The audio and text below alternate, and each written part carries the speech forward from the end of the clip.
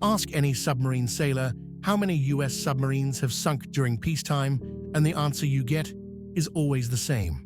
The USS Scorpion, SSN 589, and USS Thresher, SSN 593, leaving the USS Permit, SSN 594, as the new name of that class of ship. Few of these sub-sailors may, however, recall the USS Squalus, SS 192, which had sunk with all hands off the coast of New Hampshire on May 23, 1939.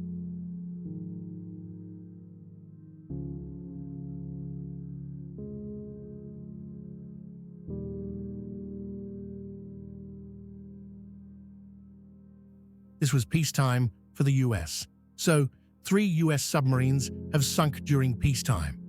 But here is what is different about the USS Squalus.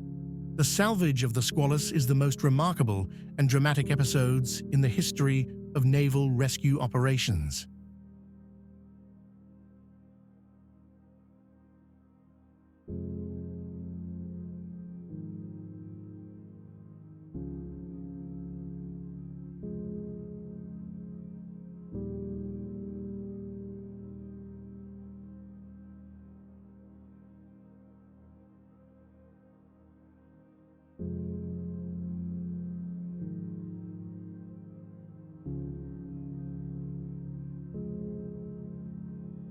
The USS Squalus, SS-192, was a Sargo-class submarine.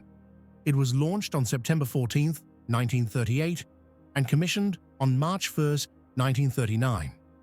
On May 23, 1939, during a test dive off the coast of New Hampshire, the submarine experienced a catastrophic mechanical failure.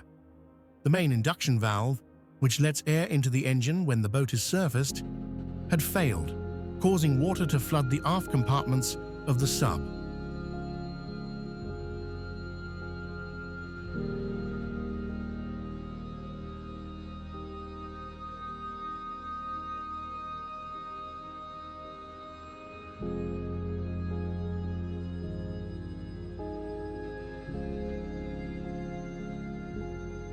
The flooding caused 26 of the 59 crew members on board to drown almost immediately.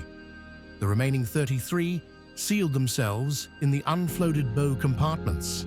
The Squalus was equipped with a telephone buoy, which allowed the crew to communicate with rescuers on the surface.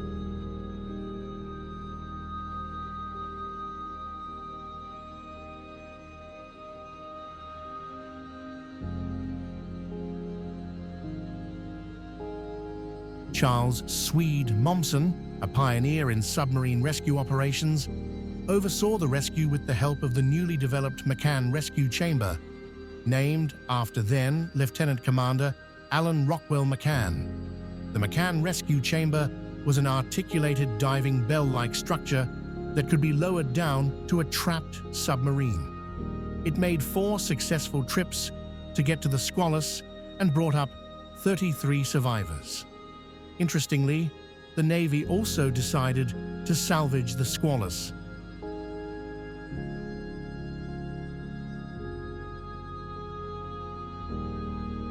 This arduous task took months and involved a series of complex operations. Divers completed a series of operations to attach pontoons filled with air to the sunken sub to lift it off the seabed. This film shows their efforts to raise the sub from the ocean bottom.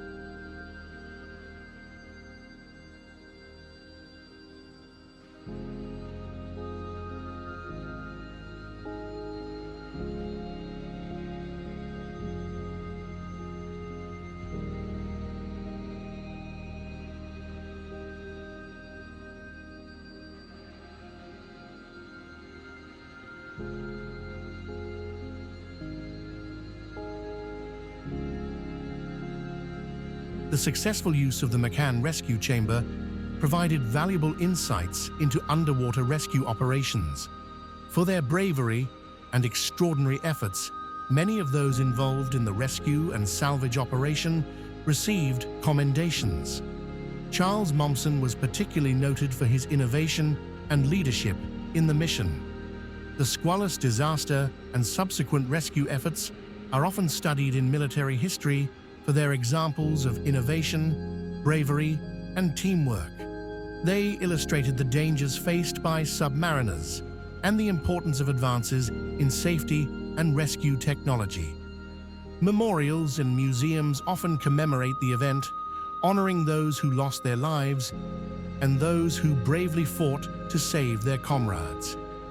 The USS Thresher similarly flooded and sank during sea trials and led to the creation of the SubSafe program, in which all components of the emergency blow system were designed and tested to rigorous standards to prevent the problem that sank the Thresher.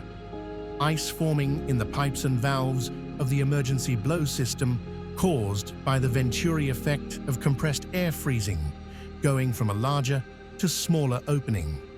As always, thanks for subscribing, and we hope to see you again soon. Please consider a super thanks or buy us a cup of coffee at the link in the description.